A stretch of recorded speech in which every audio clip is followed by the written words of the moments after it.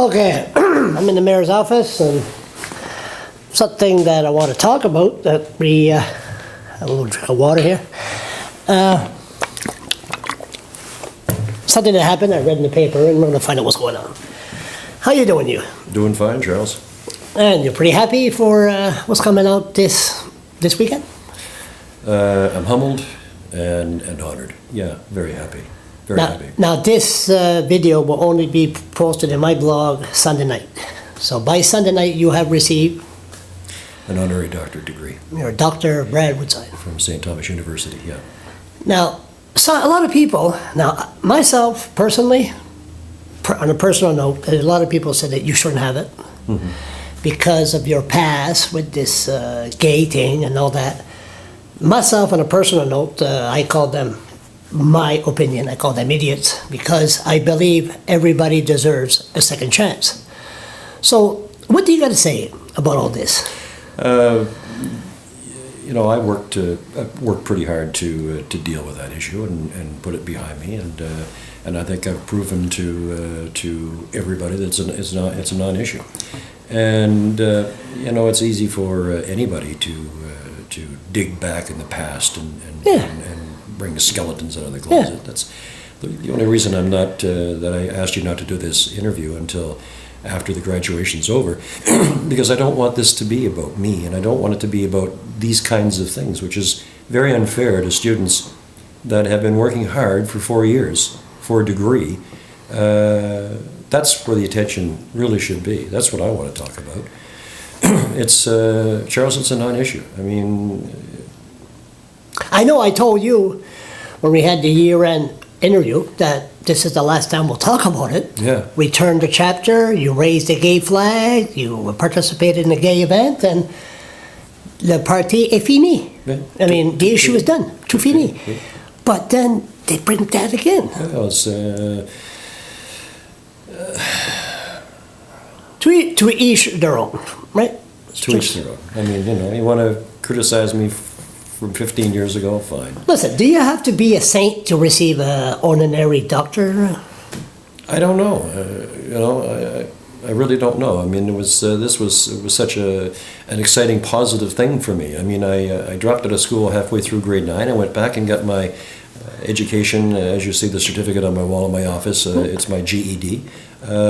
Did it in a mobile trailer in the industrial park in Minto. You know, it's been a tough grind. There's no silver spoon here, and you know, it was a very, very proud moment for me, and I was humbled and honored to be a part of this, and to have that brought up in the manner that it was a couple of days before this wonderful day for me.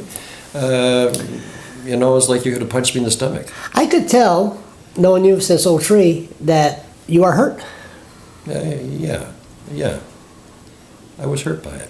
I was hurt by it. You know, when you talk about, they talk about, you know, this is inappropriate because of my background in the environment. I mean, you know, we're the 4th best in the entire country on gashouse green emissions and what we do.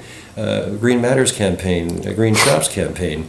You know, I will have, after this interview, as a matter of fact, tonight, which is a Thursday night, I'm getting, you know, a Minister's Environmental Award on behalf of the city of Fredericton. We won 3 medals in Chicago. To say that I shouldn't get an honorary doctorate degree because of my environmental stands is pretty bizarre. It's pretty bizarre. But, you know, here's the thing, Charles. And I want to keep this as positive as I can. I mean, you and I are in the same boat here. I don't know a great deal about university. But here's what I think university is. It's a collection of thoughts. It's the free flow of ideas. It's where debate and discussion and difference is welcomed and debated. I find the irony here that you know, that's not the way it's turning out when it comes to Brad Woodside. It's you know, we're not interested in debate. You know, here's how we feel about it, and because that's the way. I just think, you know, that's That blows me away. But you give 20 to 30 years of public life. Well, and you had I've given people. over half my life, and I'm, I don't look. It's You're no been a saint, great ride. I mean. I'm no saint. No, you're the first one to admit that. I'm 62 years old. I grew up in the 60s and I played in a rock band, and I was in the Air Force. Air Force. Come on. And you're not going to be like Bill Clinton, that you smoke marijuana, but you never inhale it. I mean, you were the part of come on. the Woodstock, No, I didn't make it to Woodstock. No, but I mean the Woodstock era, or the 60s and the 70s, and Look, have there's fun. only been one perfect person, and that person was crucified. Listen, what did you say today? Now, this is going to be shown Sunday. Well, you know what I said was... Did you work on your speech? Have you been working on it? Because you're not the type to read I word to word. won't be reading anything. When I speak, it's got to come, from the head and the heart. Yeah, always did. Mainly from the heart. And what I'm going to talk about, how it's been for me and how I started out after I dropped out of school in that mobile trailer in the industrial park in Minto. Going back as far as grades 6, 7, 8, 9, and then coming and finishing 11 and 12 in Fredericton, and getting my certificate and being one of the first people in the province to get my GED. And my whole presentation is going to be about, people have to understand that without an education you can go nowhere. It's that important.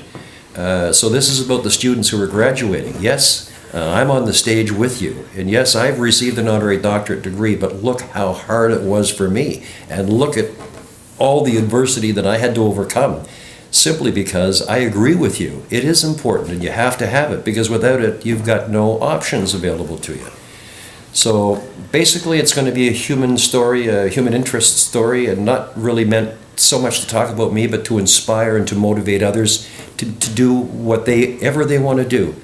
Because I believe in miracles. I believe you can move mountains, and I believe that anything that you want to be, if you don't make it, it's probably because you didn't let yourself reach for the sky. How are you going to do that in holding your emotion?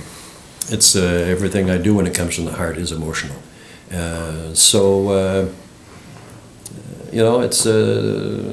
It has to be emotional. And it will be emotional. I've never had the pleasure, I've never had the thrill of a graduation. I've never had a high school graduation like all my friends. This is the first time for me. And of course it's going to be emotional, because what I think about now is all the things that I missed. Whole family's going to be there? Everybody's going to be there. Listen, for what it's worth, you deserve it. And I don't give a damn what these idiots say. Everybody deserves a second chance. I'm a strong believer of that. Thank you, Charles. No problem. Congratulations. And thank you very much to allow me to have this interview. Okay.